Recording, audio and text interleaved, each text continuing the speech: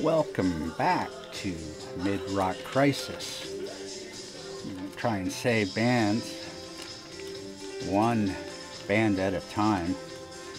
And this band goes back a long way. We're going to talk about the Searchers. Beat music, Brit beat, Mersey beat refers to bands from Liverpool or any locale near the River Mersey.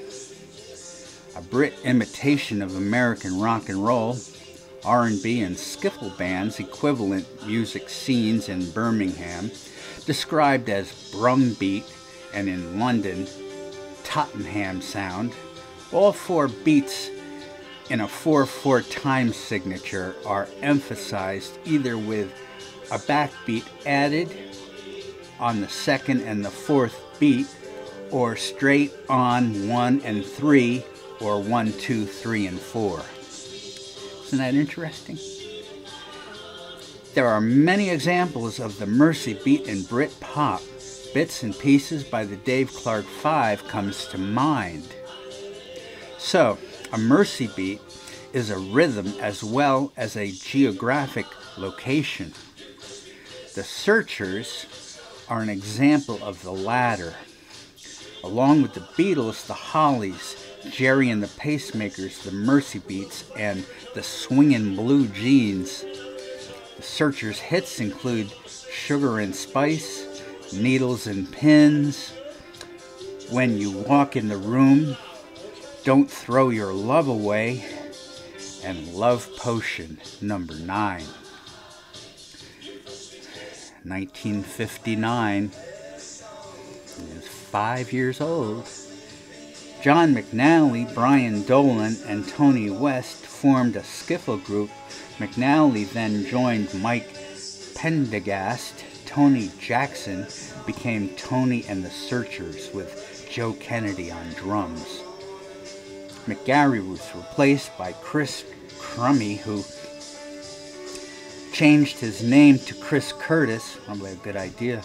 Ron also left to become a ballroom singer. He was replaced by Billy Beck, who changed his name to Johnny Sandon.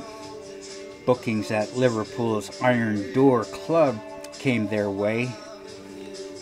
They were now called Johnny Sandon and the Searchers. Sandon left in '61 to join the Remo 4. Now the Searchers were known as the Searchers. With Jackson as lead vocalist, they continued to play at the Iron Door and the Cavern Club.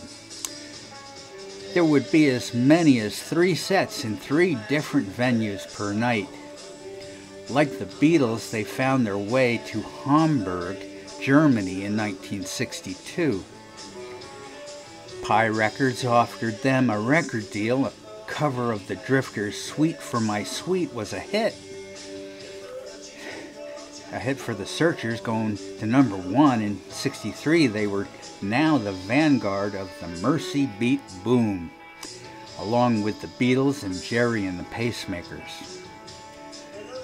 Meet the Searchers. Their first album went to number 2, and here are the songs. 1, Sweets for My Sweet. This is white people doing blacks doing white songs. I'm not a racist. 2, All Right. Hey, hey, hey, hey, all right, that kind of thing. 3, Love Potion number 9. This is a Jerry Lieber and Mike Stoller song. It's the legendary Do They Call the Bobbies Cops in Jolly Old England? Something about the street lamp, kissing a street lamp, because you're on Love Potion number 9, and the cop's not liking that. So, for Farmer John, Farmer's Daughter song on Speed, these guys make the Beatles look like the Stones. 5, Stand By Me by Benny King, and they do it pretty good.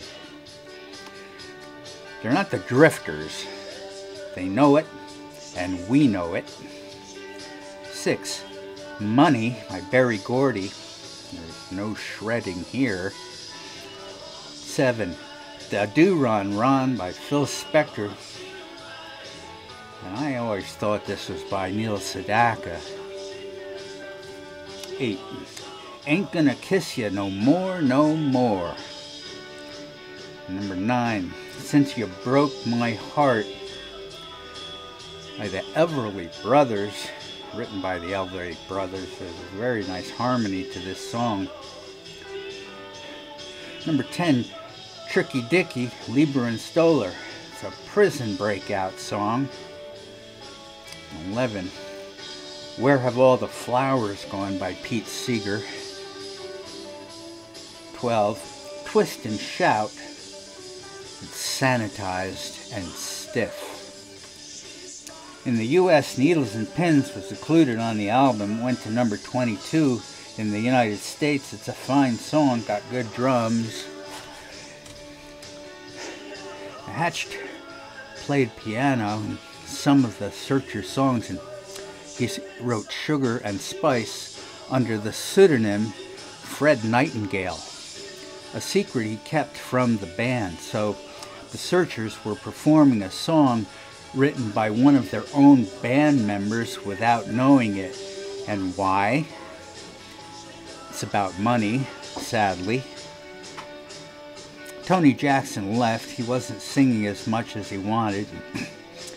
He was replaced by Frank Allen, whom they met in Hamburg. Jackson signed as a solo act with Pie, and then Sugar and Spice album was rush released in 1963. It charted when the first LP was still on the charts, possibly diluting sales for both. Third album, It's the Searchers, was released in 1964. Chris Curtis, who wanted to write songs, left the group in 1966. He was replaced by John Blunt, who played drums like Keith Moon. In 1970, he was replaced by Billy Anderson, and Curtis formed a new band called Roundabout with keyboard played by John Lord and guitarist Richie Blackmore. Clifford left and Roundabout became Deep Purple.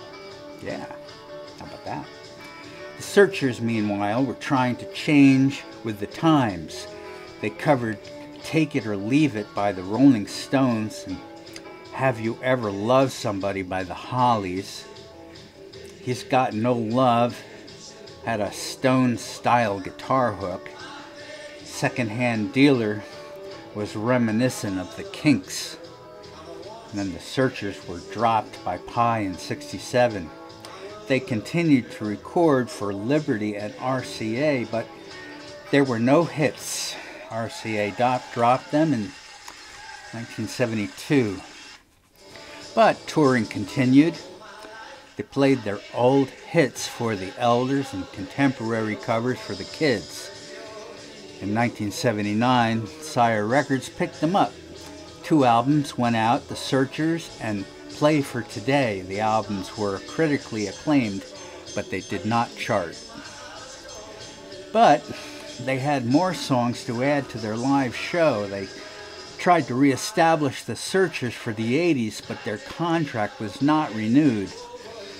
In 1981, they signed with PRT Records, which was a revamped Pie Records. Still no hits. In 1988, they tried again with Coconut Records. The Hungry Hearts album was the result. Again, no hits, but would add and update their set list. And at this time, the Searchers are officially retired. I mean, at this time, as of right now, they're retired. But you never know. What else I got here?